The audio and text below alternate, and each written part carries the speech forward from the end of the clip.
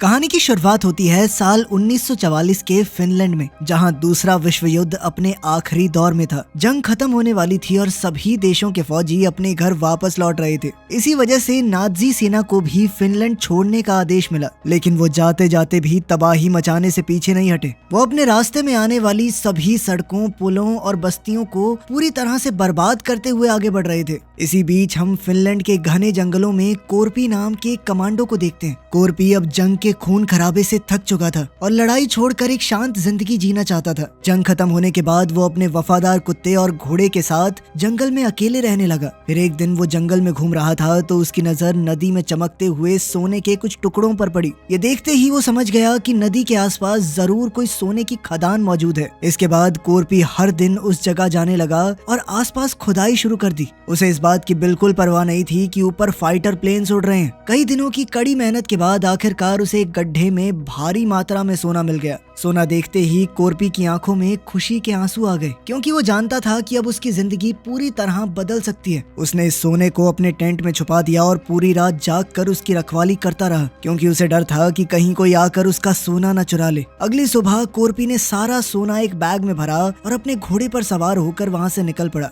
साथ ही उसका वफादार कुत्ता भी उसके पीछे पीछे चलने लगा।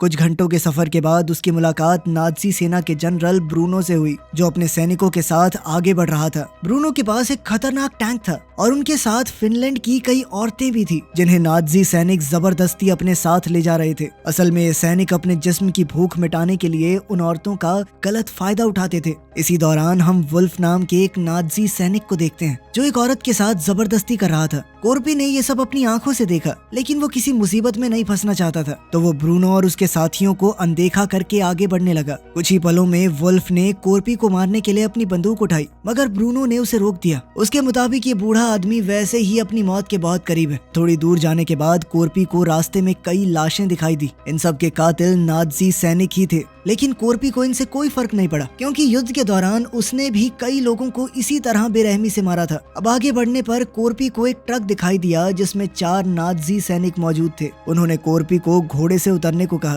तभी उनकी नजर कोरपी के बैग पर पड़ी। उन्होंने शक के आधार पर बैग खोला और उसमें सोना देखकर सभी दंग रह गए। तब कोरपी समझ गया कि ये लोग उसका सोना लूटकर उसे मार डालेंगे, इसीलिए उसने सबसे पहले अपने कुत्ते से भागने को कहा। उसे भागते हुए देखकर एक सैनिक ने कुत्ते पर गोलियां चला दी, मगर वो जैसे तैसे भाग निकला। इसके बाद एक सैनिक ने कोरपी पर गोली चलाने की कोशिश की, पर तभी कोरपी ने अपना चाकू निकालकर उसके सर में दे मारा, जिससे उसकी मौके पर ही मौत हो गई। अब बाकी सैनिकों ने भी उस पर हमला बोल दिया, लेकिन कोरपी ने अपने चाकू की मदद से एक एक करके उन्हें मौत के घाट उतार दिया। साथ ही उसने एक सैनिक को ढाल बनाया ताकि वो गोलियों से बच सके। तभी बचे हुए एक सैनिक ने उसे पीछे से पकड़ने की कोशिश की, तो कोरपी ने उसके हाथ को मरोड़कर उसकी गन से ही उसे गोली मार दी। इधर ब्रूनो और उसके साथियों को जब गोलियों की आवाज सुनाई दी तो वो उसे देखने के लिए वापस पीछे गए, लेकिन तब तक तो कोरपी वहां से जा चुका था। तभी ब्रूनो ने देखा कि उसके सैनिकों की पूरी टुकड़ी को किसी ने मार दिया है। उसी समय उसे एक सैनिक की जेब में सोने का टुकड़ा दिखाई दिया, तो वो समझ गया कि उसके साथियों को उसी बूढ़े आदमी ने मारा है और उसके पास ढेर सारा सोना है। अब ब्रूनो ने भी कोरपी का पीछा करने का फैसला कर लिया।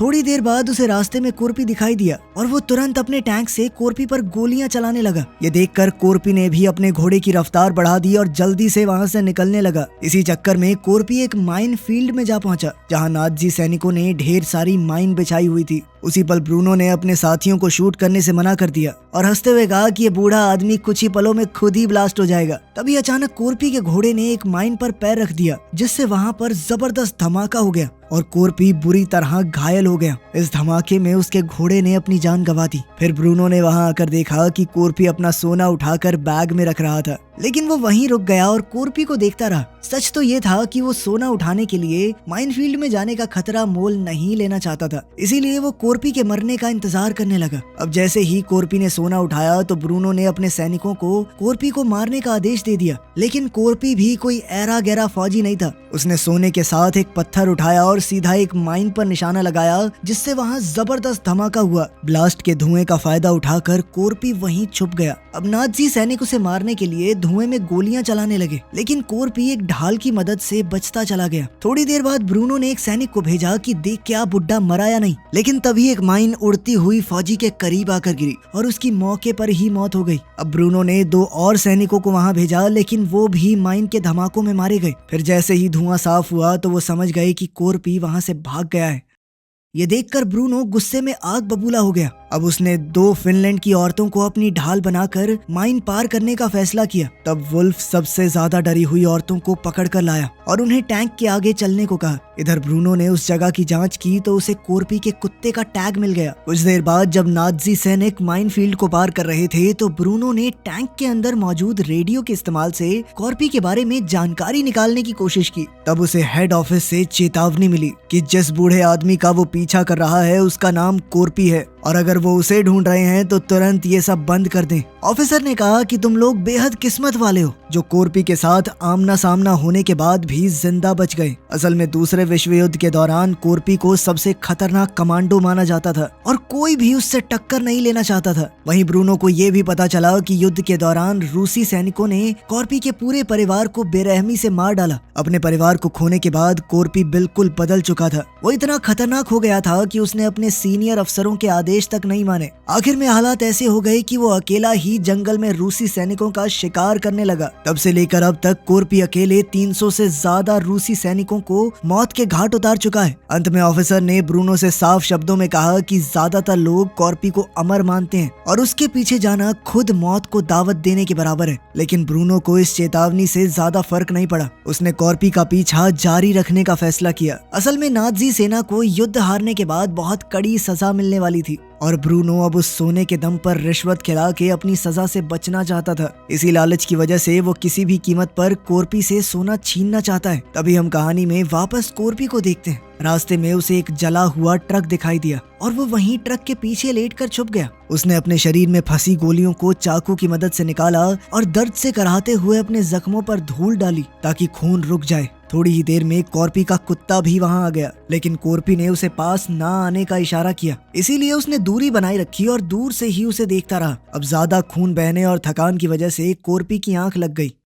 इधर कुछ ही घंटों में नाजी सैनिक उस इलाके में आ पहुंचे। उनकी आहट सुनते ही कोरपी की नींद खुल गई और उसने देखा कि नाजी फौजी उसे ढूंढने के लिए खोजी कुत्तों का सहारा ले रहे हैं। हालात भांपते हुए कोरपी तुरंत ट्रक के नीचे छुप गया और वहां से उनकी हर हरकत पर नजर रखने लगा। फिर जैसे ही नाजियों का ट्रक आया, कोरपी तुरंत चुपके से उनके ट्रक के नीचे घुस गया और उसके फ्यूल टैंक को काट दिया। जल्द ही पेट्रोल उसके शरीर पर गिरने लगा, जिससे उसके शरीर की गंध दब गई और कुत्तों को उसके होने का कोई सुराग नहीं मिला। मजबूर होकर नाजी सैनिकों ने कोरपी को पकड़ने के लिए एक नया आइडिया लगाया और वहीं पर डेरा डाल लिया। थोड़ी देर बाद जब कोरपी ने वहां से निकलने की कोशिश की तो अचानक एक कुत्ते ने उसे देख लिया और जोर जोर से भौंकने लगा। इस वजह से सैनिकों का पूरा ध्यान उस पर चला गया और वो कोरपी पर गोलियां बरसाने लगे। इस दौरान एक गोली सीधा कोरपी के पैर में जा लगी, फिर भी वो हिम्मत दिखाते हुए वहां से भाग निकला। ये सब देखकर ब्रूनो ने अपने कुत्तों को कोरपी के पीछे छोड़ दिया। अब कुत्तों से जान बचाने के लिए कोरपी ने अपने शरीर में आग लगा ली और पास ही झील में कूद गया। सैनिक तो अब भी उस पर अंधाधुंध फायरिंग कर रहे थे, पर ब्रूनो ने उन्हें रोक दिया और कोरपी के झील से बाहर आने का इंतजार करने लगा। अब काफी देर हो चुकी थी पर कोरपी झील से बाहर नहीं आया था। फिर जैसे ही उसने झील से निकलने की कोशिश की तो सैनिकों ने ताबड़तोड़ फायरिंग शुरू कर दी और वो दोबारा पानी में चला गया।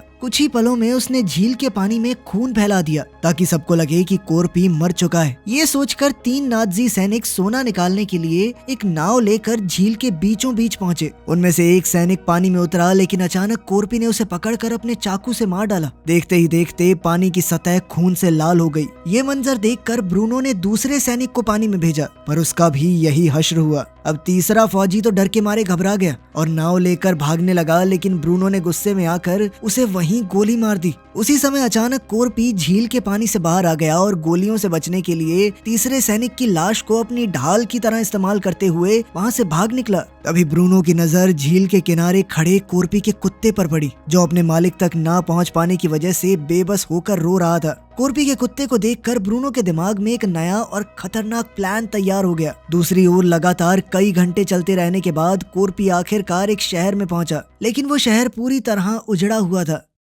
अब कोरपी हद से ज्यादा थक चुका था, इसलिए उसने गैस स्टेशन के अंदर जाकर थोड़ा आराम करने का फैसला किया। घायल पैर के दर्द को झेलते हुए वो सोने की कोशिश कर रहा था, पर इसी बीच उसके जहन में वो डरावना दिन ताजा हो गया जब उसने अपने पूरे परिवार को खो दिया था। खैर काफी मशक्कत के बाद कोरपी की आंख लग गई, लेकिन थोड़ी देर में अचानक अपने कुत्ते के भौंकने की आवाज सुनकर उसकी नींद टूट गई। जागते ही वो अपने कुत्ते से मिला, लेकिन उसी पल उसे एक भयानक सच्चाई का एहसास हुआ। असल में कोरपी ने देखा कि उसके कुत्ते के शरीर पर एक डायनामाइट बंधा हुआ था। उसने बिना वक्त गवाए डायनामाइट को अलग करके दूर फेंक दिया, लेकिन उसी पल जोरदार धमाका हो गया। इस धमाके से कोरपी उछलकर जमीन पर जा गिरा और फिर बेहोश हो गया। जब कोरपी को होश आया तो उसने देखा कि ब्रूनो उसके सामने खड़ा था और अब कोरपी उसकी कैद में था। ब्रूनो ने उसका सारा सोना छीन लिया और उसकी जेब में जानबूझकर एक छोटा सा टुकड़ा छोड़ दिया। आखिर में ब्रूनो ने कोरपी को फांसी देने का फैसला किया, लेकिन कोरपी अभी भी मरा नहीं था। असल में उसने फांसी से बचने के लिए अपना पैर लकड़ी में लगी हुई एक कील के सहारे टिका लिया था। इसके बाद कोरपी ने अपने दूसरे पैर को भी धीरे धीरे लकड़ी पर टिकाया।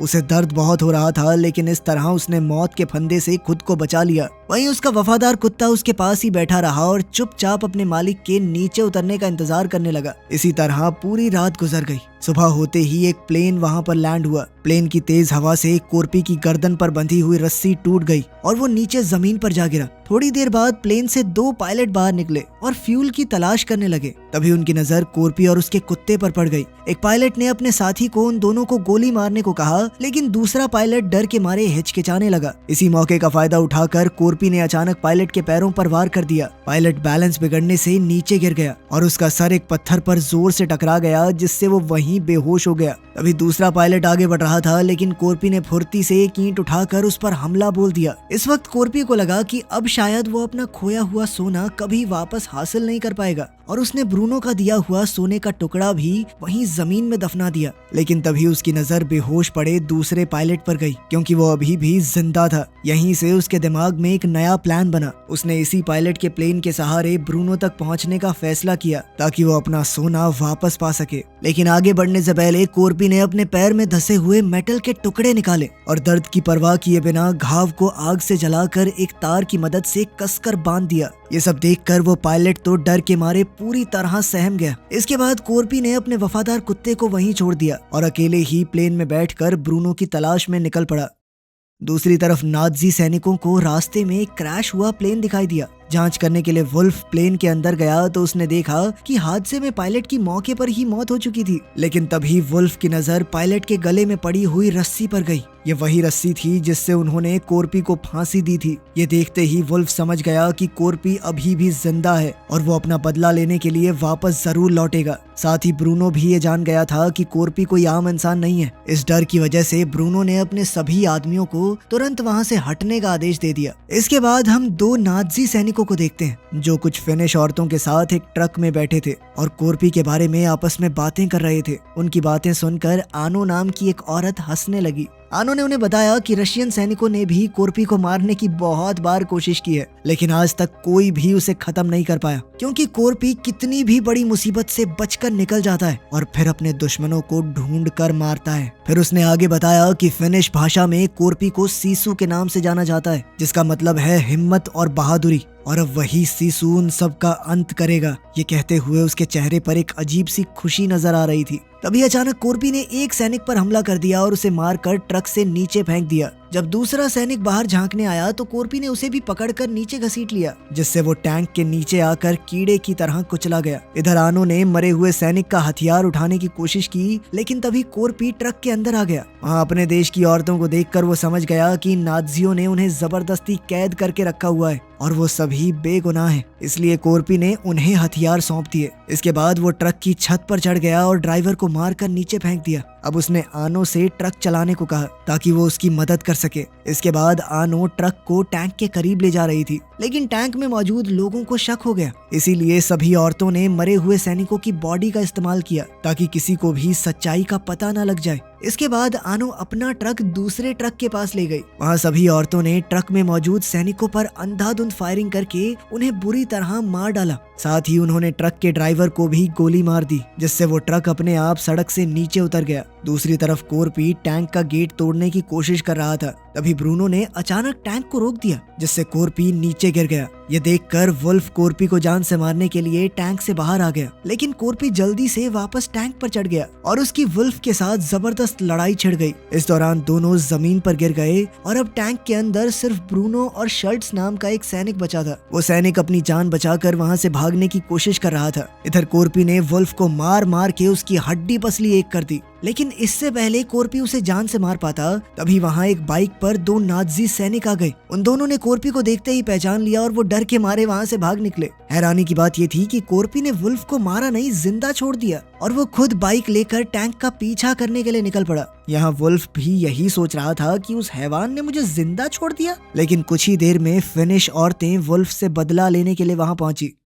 इसी बीच ब्रूनो की मुलाकात एक पायलट से हुई और उसने उसके प्लेन से भागने का प्लान बनाया। तब पायलट ने उसे बताया कि मेरे प्लेन में सिर्फ एक इंसान के बैठने की जगह है। ये सुनते ही ब्रूनो ने बेरहमी से अपने ही साथी शल्ट्स को गोली मार दी और खुद प्लेन में बैठकर वहां से भाग निकला। लेकिन तभी अचानक कोर्पी वहां आ पहुंचा और उसने प्लेन पर धुआंधार फायरिंग शुरू कर दी। जैसे ही प्लेन टेक ऑफ करने लगा, कोर्पी तुरंत प्लेन के बिल्कुल नीचे पहुंच गया और उसने अपनी एक छोटी कुल्हाड़ी की मदद से उसे पकड़ लिया। उधर ऊपर बैठे ब्रूनो को लग रहा था कि वो कोर्पी को पीछे छोड़ाए, लेकिन कोर्पी बिना वक्त गवाए प्लेन के पहिए को पकड़कर उसी रास्ते से अंदर घुस गया और सीधा बॉम्ब रूम के फ्लोर तक पहुंच गया। तभी अंदर से आने वाली आवाजों को सुनकर ब्रूनो को शक होने लगा, पर पायलट कहने लगा कि प्लेन बहुत पुराना है, इसीलिए ऐसी आवाजें आती रहती हैं। लेकिन इसके बाद भी ब्रूनो का शक कम नहीं हुआ। सच जानने के लिए उसने खुद बॉम्ब रूम की तरफ जाने का फैसला किया। फिर जैसे ही दरवाजा खुला तो अचानक कोर्पी ने उस पर झपट्टा मार दिया और देखते ही देखते दोनों के बीच में भयानक फाइट शुरू हो गई।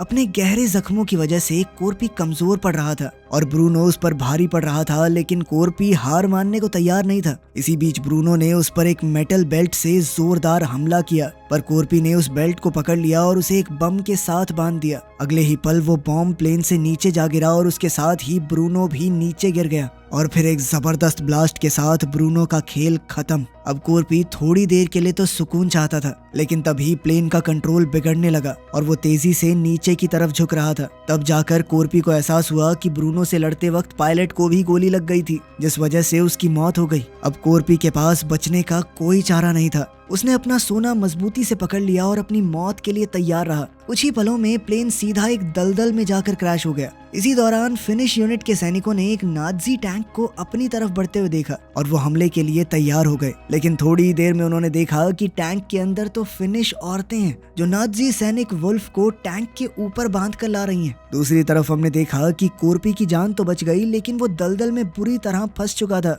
अब वो अपनी उस छोटी कुल्हाड़ी की मदद से किसी तरह बाहर निकल आया। कुछ दिन बाद हम देखते हैं कि वो अपने वफादार कुत्ते के साथ हेलसिंकी बैंक में जा पहुंचा। कोर्पी को देखकर बैंक के अंदर के लोग काफी घबरा गए, लेकिन कोर्पी ने किसी पर ध्यान नहीं दिया। वो सीधा काउंटर पर गया और सोने के एक टुकड़े को डेस्क पर रख दिया और दमदार आवाज में पूछा कि इसके कितने पैसे मिलेंगे। वीडियो पसंद आई तो लाइक कर देना, चैनल को सब्सक्राइब कर लेना। मिलते हैं अगली वीडियो में।